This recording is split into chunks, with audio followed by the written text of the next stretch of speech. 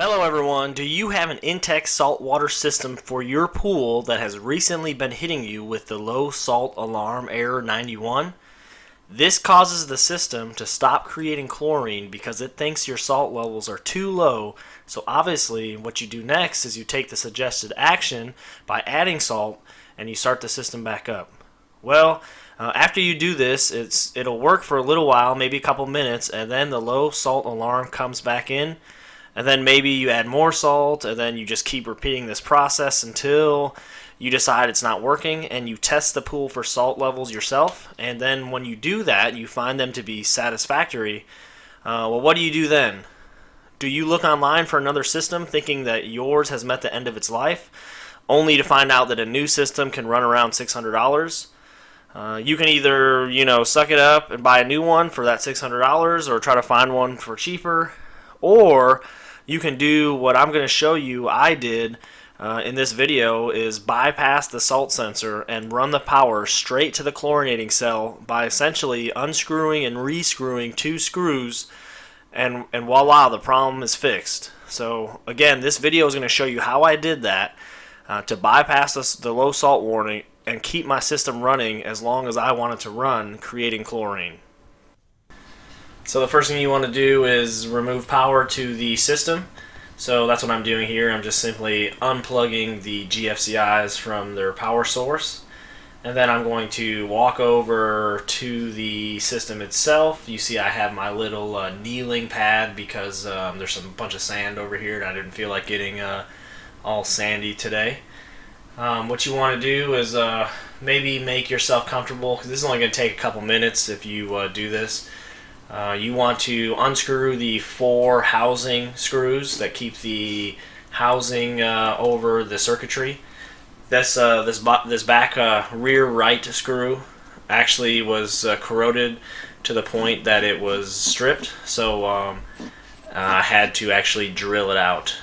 So that wasn't really a big deal because I have a really fine set of bits that I'll put a link in the description to all these tools that I use. This little Craftsman set has like every bit you can ever imagine you'll need, so it's pretty awesome, and it was fairly cheap. So again, that link will be in the description, but I had to pick one that I thought was going to be able to remove the head of that screw, because like I said, it was so corroded that anything I used was just digging right through it. So I figured I'll just grab a bit that will just chew it all out, and that's what I did. So once I did that, I was able to get the housing open. So once I got the housing open, I realized that the actual chlorinating cell connection was kind of hindering my ability to open it, so that's why I removed it there, and then I just lifted everything up. Remember, I removed power to this before I opened it, so make sure you do that. This is a picture of the circuit board itself, and if you notice, the 2 leads, I'll highlight them here. The 2 inputs from the chlorinating cell were severely corroded, and that could be maybe why I'm getting that low salt error. So you can see the orange corrosion. If you're looking at this, and I'm thinking now that I have this open, that's the reason that this thing stopped working. Okay, I want to mention that this picture that I've been showing you is actually a picture with the circuit board with the chlorine cell wires removed.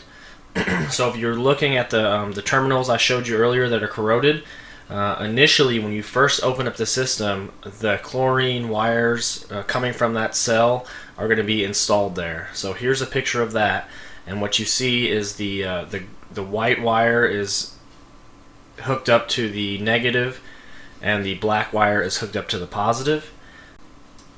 Then you're simply going to unscrew the terminal screws, remove those wires, and then place them in with the main board wires that you see in the picture that have the red and the black. Now in this case, the red is the positive and the black is the negative, and I've showed you how I connected them accordingly. And to do that, you just have to loosen the screws for those bottom terminals and you can slip them right in with the other ones, place them in snug, and then screw them back together tightly. And then that is how you jumper it. So once the power is available to the board, it's directly sending power to your chlorinating cell, which keeps the cell energized as long as you have power going to the system. Once you have your new connections tight, put the cover housing of the circuit back on, screw the screws back in. You can go ahead and provide power to the unit again. So in this case, I'm plugging back in the salt system and the pump, and I'm resetting the GFCIs. Now keep in mind that as soon as you put power to that salt system, the cell is going to be making chlorine. So I walked back and I immediately saw that it's making chlorine now, and turned the pump on, and there you have it.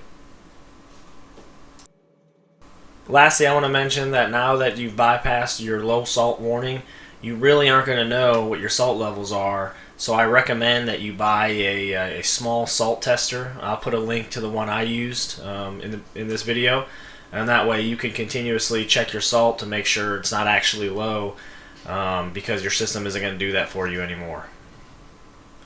So I hope you enjoyed this video. Please subscribe to the channel, like the video, leave me comments, ask me questions, and provide some feedback.